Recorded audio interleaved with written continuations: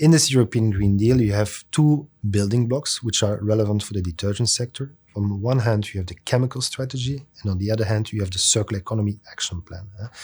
And within those two priority areas, you have different pieces of legislation. One of them is the classification and labeling of packaging for substances and mixtures. This has already been done. It's now in the implementation phase, although we still have a lot of concerns about the legislation that was already adopted. But other pieces of legislation are being discussed right now as we speak. So one of them is the detergents regulation that I mentioned before. The other one is the green claim. So what should you put on your packaging?